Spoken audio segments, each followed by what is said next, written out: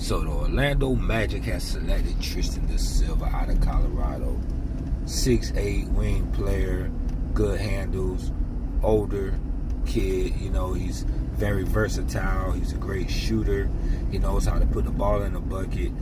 And I can see him being a good backup behind Franz Wagner. He should be able to come right in and back him up, be our small forward off the bench.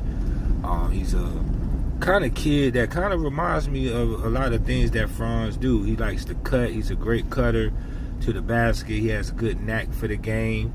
But he's a slightly better shooter than Franz, but he doesn't, have the overall skill that Franz has. I believe Franz is a little bigger. But the Magic, are we going to make another move? Because at this point, I'm going to get right into it. At this point, the Knicks just leapfrogged us. So now, we're always sitting on our thumbs. We're always just sitting and just taking what comes to us. The Magic don't never make any moves. And I don't want to hear these fans talking about, oh, you want us to mortgage our future? What future? What future? We've been to the playoffs, 3 times in the past, 10, 12 years? Never got out the first round. Since the Dwight Howard we have left, we have not had a future. Draft picks are not our future. Especially when we got Paolo, because we expect to win.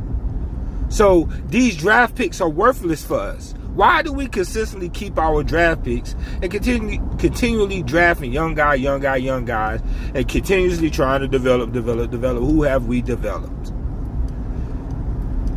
Is it that the Orlando Magic isn't trying to make moves? Or is it that maybe it's a word around the league where people just don't really want to come to Orlando because they know our management doesn't want to win?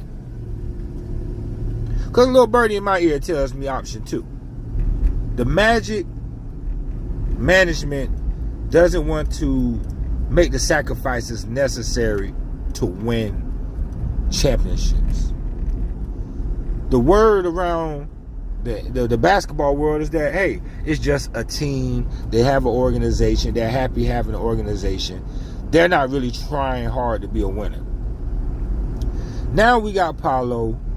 What are we going to do next, man? The Knicks are trying to win. Now, regardless if it works or not, the Knicks management makes moves in the vein of winning. That's important. So, as Magic fans, we have to hold our organization accountable. And I don't want to hear nothing about nobody telling us, oh, well, they don't care what we think. Yes, they do. If the fan base overall makes enough noise, the management will hear it. But we don't make no noise. And it's crazy to me that we haven't made a move. Let's look at the Eastern Conference right now. You have Boston, better than us. Milwaukee, better than us. Now you have the Knicks, better than us. Philadelphia, better than us. Cleveland, better than us. Which they just showed. Honestly, I think we're just right along those lines. We should be able to be better than Cleveland after this year. But at this point, I see us being the 6th or 7th best team in the Eastern Conference. Unless we make a move. We could stick with Wendell at center. Paolo's going to get better. Fran's going to get better. Suggs going to get better. What move are we going to make? We're not trading our draft picks. We picked the Silva, which is cool, but we're going to, he's going to be a rookie. He probably won't play much at all this year. Are we going to pull up Howard and Black? Are they going to be our backup point guard and shooting guard this year? Or are they going to be our backup shooting guard and small forward if we have Cole Anthony continuing to be our point guard off the bench? Is that what we're doing? And so that means Da Silva definitely is not playing at all. If you're bringing up Black and Howard, that's shooting guard, small forward. So there's no room for Silva at that point. Then you still have Queen, Traveling Queen, but you know that's just somebody I feel is good, but most people can disagree with me. You can't disagree. Okay, that's cool. But what moves are we going to make? We do not need another soft. It's crazy to me how we have fans that feel like we need a stretch center, a stretch big to spread the court. How does that make sense? How does that make? That's all we have had, and this doesn't work for us. It doesn't work having a center that wants to sit out around the 3-point line and shoot threes all day. Okay, we have Paulo, we have Franz. They're offensive talents.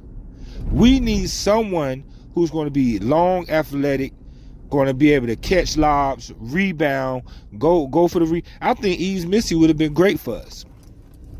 I think that's the pick I would have took. Because now you got somebody that could be coming off the bench who's 7 foot, long, they like to block shots, they like to rebound, and they're okay not scoring. And if anybody who understands basketball, you having a big that's shooting threes isn't the only way to spread the court.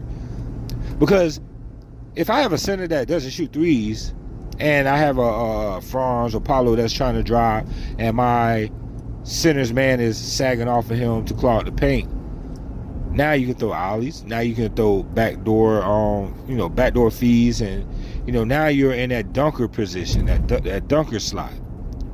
So you're still an advantage, whether your man leaves you or not, as long as you're able to make him pay. That's what's important. You don't have to have somebody standing out on the 3-point line, and that's the only way to make it happen. Because if you look at it, shoot, what did Wendell do in the playoffs? He made maybe 1-3 a game?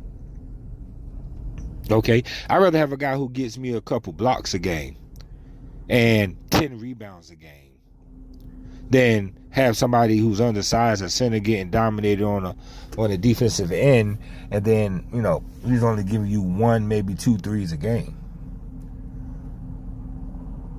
I mean, there are different theories to playing sports. Okay, you can have a big one to sit out there and stretch, or you can have somebody who's going to be a defensive juggernaut and a rebounder.